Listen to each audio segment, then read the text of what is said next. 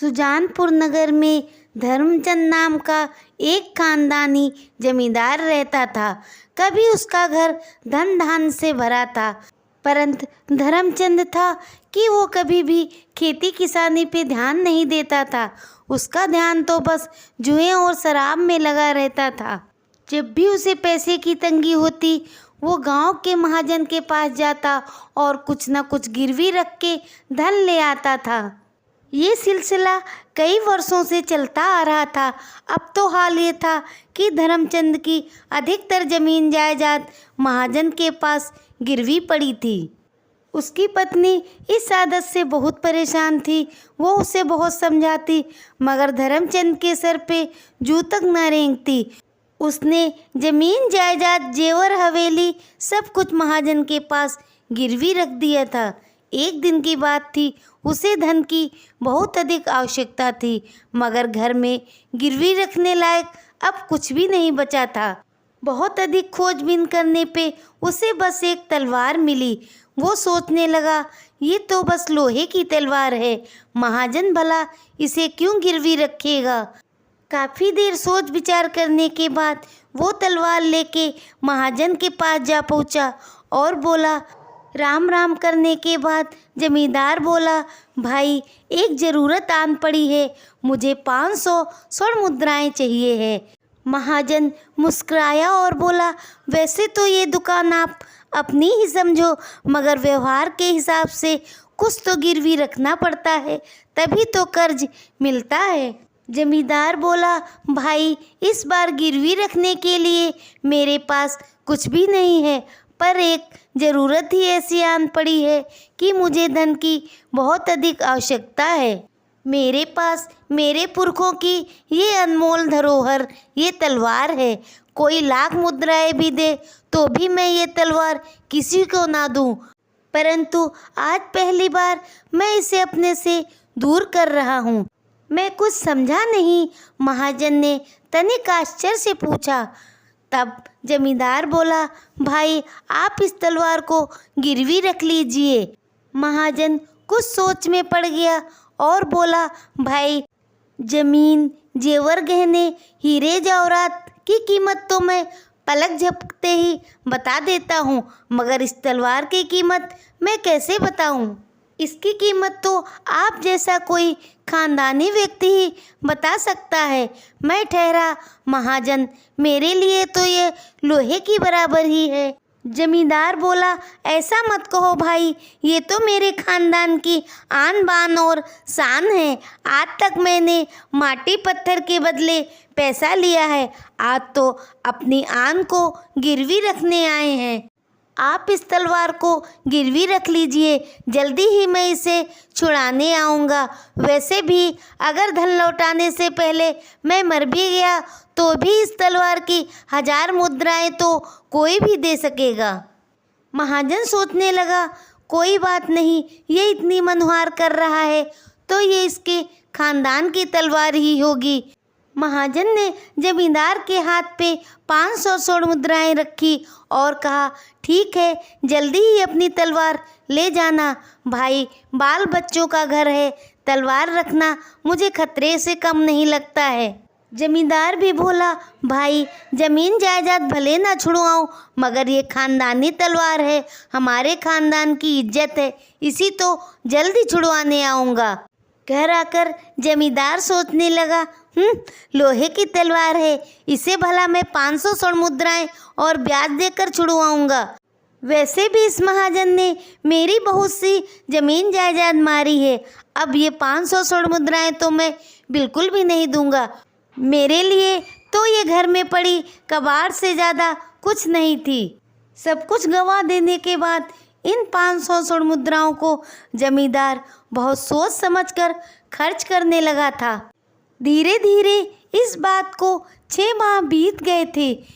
एक दिन उसकी पत्नी एक सोने का हार लेकर आई और बोली, मेरे पास ये हार बचा हुआ है, तुम इसे लेकर महाजन के पास जाओ और अपनी तलवार छुड़ा लाओ। वैसे भी जमींदार जबान के पक्के होते हैं, बात खराब होने पे जग में हंसाई ही होगी। इधर जमींदार ने जब ये देखा कि उसके पत्नी के पास अभी कुछ गहने और बचे हैं तो वो बहुत प्रसन्न हुआ। उसके अंदर का सोया हुआ शैतान जाग गया और वो फिर से जुए शराब की लत में पड़ गया। इधर जब कई माह बीत गए और जमींदार तलवार लेने नहीं आया तो महाजन स्वयं जमींदार के घर पहुंचने लगा, मगर जमींदार तो पहले से ही इस बात के लिए तैयार बैठा था। वो कभी भी हवेली पे उसे नहीं मिला। महाजन भी अब जमींदार की होशियारी समझ गया था। उसने सोचा जब मैं तिलों से तेल निकाल लेता हूँ तो भला जमींदार क्या चीज़ है।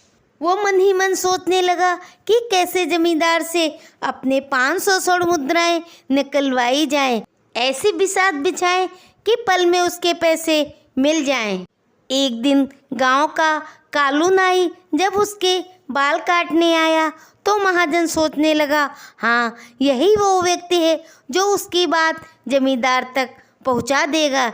इसलिए उसने नाई से पूछा, क्यों कालू भाई, तुम्हें गांव में ये काम करते हुए कितना समय हुआ है? अरे मालिक, हमारे तो बरसों बीत गए हैं यही काम करते करते।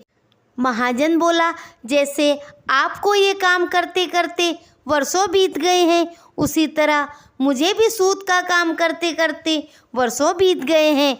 मैंने अपनी ज़िंदगी में कभी भी इतनी बड़ी लापरवाही नहीं की है जितनी इस बार कर दी है। नाई के पूछने पर उसने कहा, क्या बताएं भाई, जमींदार साहब ने अपनी पुरखों की धरोहर खानदानी तलवार मेरे पास गिरवी रखी थी, मगर जाने कैसे वो खो गई है। अब मैं सोचता हूँ अगर जमींदार मुझसे वो तलवार लेने आ गए तो मैं क्या मुंह दिखाऊंगा, मेरी तो बहुत ही बदनामी होगी। वो नाई तो गांव की बात इधर से उधर पहुंचाने में बहुत ही माहिर था।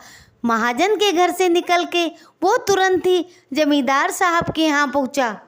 राम राम साहब, मैं आपका गुलाम हूँ, मैं आपकी हित की बात ही बताऊँगा। उस महाजन ने आपकी खानदानी तलवार कहीं खो दी है, उसके बदले आप अच्छा खासा धन वसूल सकते हैं। जमींदार ने जब ये सुना कि उसकी तलवार महाजन से कहीं खो गई है तो उसकी खुशी का कोई ठिकाना ना रहा। उसने सोचा, इस महाजन ने मेरी सारी ज़मीन जायदाद हड़प ली है, अब मैं इससे बदला लूँगा, पूरे गांव के सामने इसे नीचे दिखाऊंगा। जमींदार ने मूल और सूद की पूरी रकम उठाई और जा पहुंचा महाजन के घर। वो बाहर से ही जोर जोर से उसे पुकारने लगा। जब महाजन बाहर आया तो वो उसे धन की थैली दिखाकर बोला, देखो आज मैं अपना कर्जा चुकाने आया हूँ, तुम मेरी तलवार मुझे वापस करो और ये अपनी रकम ले लो। महाजन ने मुंह बनाकर कहा, आपकी तलवार तो कहीं खो गई है। जमींदार महाजन को बुरा भला कहने लगा। आवाज़ें सुनकर आस पड़ोस के लोग भी इकट्ठा हो गए। भीड़ देखकर जमींदार साहब ने भी तैस में कहा, देखा भाइयों, मैंने अपनी खानदानी धरोहर इनके यहाँ गिरवी रखी थी। आज जब मैं अपना कर्जा चुकाने आया हूँ तो ये कह रहे हैं मेरी अमानत खो गई है। भला ऐसे भी कहीं होता है? ये कैसे महाजन है जो लोगों की अमानत खो देते हैं? जमींदार को इस तरह क्रोध में देखकर महाजन बोला, मैंने तो आपकी तलवार बहुत ही संभाल कर रखी थी, मगर ना जाने कहाँ खो गई है। मैंने पूरे घर और दुकान में देख ली है मगर कहीं भी नहीं मिली। अच्छा आप ज़रा ठहरे, एक बार मैं गोदाम में भी देख आता हूँ। ये कहकर महाजन गोदाम के अंदर आया।